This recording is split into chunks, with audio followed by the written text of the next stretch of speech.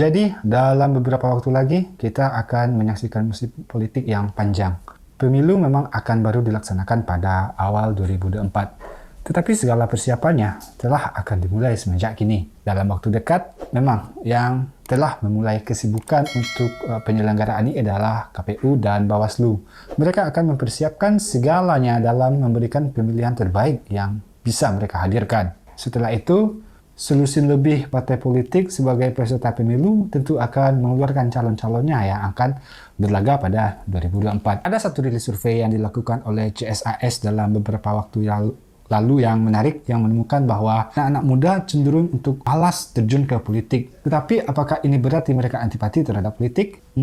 Menurut survei, sekitar 15% responden memiliki keinginan menjadi kandidasi. Namun ternyata mereka hanya sebesar 1,1% yang mau masuk partai politik. Ini mungkin tentu memiliki hubungannya dengan ketidakpercayaan masyarakat terhadap partai politik. Tentunya telah menjadi bocoran yang dapat didengar oleh siapapun bahwa pada akhirnya partai politik adalah milik para elit. Tapi sesungguhnya parpol itu adalah milik rakyat. Ketika bicara mengenai pergerakan demokrasi, maka itu adalah hajatan milik rakyat. Terlebih ketika mereka memilih dalam pemilihan umum. Namun pada saat ini partai politik identik dengan elit. Lihat saja, pengusulan calon hanya menjadi perbincangan elit, sedangkan rakyat hanya disuruh memilih apa-apa yang telah disuguhkan. Belum lagi aturan presidensial threshold yang nantinya akan ditakutkan mematikan demokrasi itu sendiri. Lalu yang diberikan tiket dan mendapatkan prioritas utama yang maju sebagai kandidat adalah sekelompok elit melalui negosiasi alot yang bersifat eksklusif. Pemilu memang akan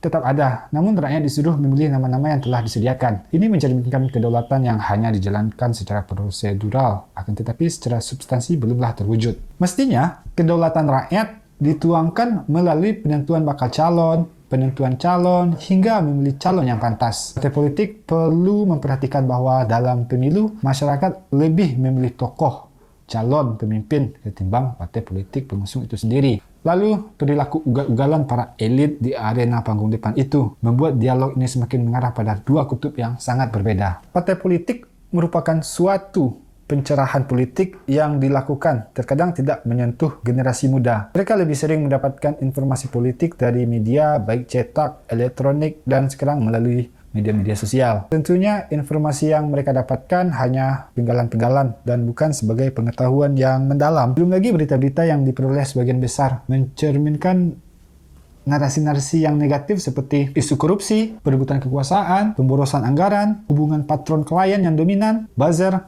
dan lain-lain. Kesalahan ini bukan pada partai politiknya, tetapi sikap dari kader-kader partai politik. Meskipun hanya penggalan berita, namun ini berdampak besar terhadap persepsi anak-anak muda. Selain itu, ketika ada kerasahan yang dibalut dengan aksi konfrontasi sebagian besar yang ditujukan ke DPR, tetapi kenyataannya seperti apa? Sukar sekali tuntutan demokrasi itu diterima. Padahal mereka katanya perwakilan rakyat yang bernaung di partai politik. Dampaknya tidak hanya kepada institusi DPR, tetapi orang-orang juga akan kehilangan kepercayaannya kepada partai politik yang berhimpun di ruang parlementer tersebut. Seperti hasil penelitian dari LIPI menjelaskan, partai politik dan DPR menjadi institusi demokrasi yang memiliki citra yang sangat buruk. Bagian besar kebijakan-kebijakan mereka dianggap kontroversial. Seperti hasil penelitian dari LIPI menjelaskan, partai politik dan DPR menjadi institusi demokrasi dengan citra yang buruk. Sebagian besar kebijakan-kebijakan mereka dianggap kontroversial dan bertentangan dengan kepentingan publik. Perilaku ini sering muncul sebagai suatu bentuk dialog antara si tuli, yang di dalamnya ada elit dan masyarakat yang tidak mau sama-sama mendengarkan, di mana suara-suara rakyat yang seharusnya ditampung kemudian diacuhkan para elit yang tetap meluluskan kepentingan mereka. Partai politik seringkali membingkai dirinya seolah-olah non-politik, seolah-olah hanya semata kepentingan rakyat. Kemampuan retorika ini dilakukan untuk menarik perhatian masyarakat secara luas. Kenyataannya, masyarakat sudah lelah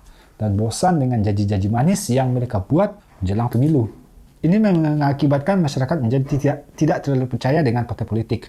Umumnya, alih-alih berharap kepada partai, masyarakat lebih cenderung menyukai tokoh. Terserah di partai politik mana ia bernaung. Masyarakat telah terlebih dahulu membentuk pola klientelistik dengan tokoh-tokoh tersebut. Sebagian besar masyarakat tidak lagi mempedulikan asal partai politik mereka, namun orang-orang akan menyoroti ketokohannya. Untuk itu, tentu membutuhkan biaya yang besar dalam merawat kesukaan ini. Dampak dari ketidakpercayaan generasi muda pada partai politik salah satunya minimnya partisipasi atau bahkan kehilangan minat untuk terlibat dalam kontestasi politik. Seperti yang telah kita bahas sebelumnya, berdasarkan hasil survei dari CSIS, hanya 14,6% anak muda yang memiliki keinginan untuk mencalonkan sebagai anggota DPR atau DPRD. Kemudian 14,1% anak muda ingin mencalonkan diri sebagai kepala daerah. Sementara 84,7% anak muda ini tidak memiliki keinginan mencalonkan diri sebagai anggota DPR atau DPRD. Ada pula 85,2% anak muda yang tidak ingin mencalonkan diri sebagai kepala daerah. Dalam konteks demokrasi, bukan berarti menandakan mereka adalah kelompok apatis. Namun anak muda ini lebih memilih untuk berpolitik di jalan yang lain, yaitu dengan bersuara atau mengambil aksi dan tidak takut untuk bersuara tentang suatu kebenaran melalui berbagai cara, seperti di media sosial, di media massa, dan berbagai macam cara lainnya. Lagi-lagi semua orang tahu bahwa biaya politik itu besar. Berapa puluh juta yang dibutuhkan untuk maju sebagai DPRD kota atau kabupaten, berapa ratus untuk provinsi, dan berapa miliar agar bisa berkantor di Senayan. Mayoritasnya hanya mereka yang berlayar dengan kapal gula lah yang akhirnya dapat berlaga di medan perang. Sebagian kecil dapat bertarung dengan modal sosial yang didapatkan dengan susah payah akibat sentuhan para investor yang berpotensi memberikan intervensi di kemudian hari. Menurut VOA 15 April 2022, yang tinggi di Indonesia ikut berdampak pada kualitas demokrasi. Terlebih biaya yang tinggi memberikan kesempatan pada elit ekonomi untuk mengontrol jalannya pemilu. Remaja pun menjadi malas untuk terjun dalam dunia politik. Ya, kalau tidak kaya, maka jangan bermimpi untuk jadi politisi. Ditambah perilaku ugal-ugalan tadi dari para oknum yang bernaung di kadar partai politik. Jika terus seperti ini, maka regenerasi aktor politik di Indonesia hanya sebatas berasal dari lingkungan elit. Anak-anak muda ini harus memiliki modal yang besar untuk bisa menjadi seorang tokoh dan menjadi politisi. Untuk itu, mereka akan membutuhkan waktu 10 atau 20 tahun sebelum mereka menjadi mapan. Setelah mapan, mereka akan di usia 40 tahun dan pada akhirnya orang-orang yang benar-benar mau maju ke dalam partai politik tersebut kembali adalah orang-orang tua yang telah mapan dan semakin memperkecil kesempatan bagi anak-anak muda untuk bisa terjun di dunia politik.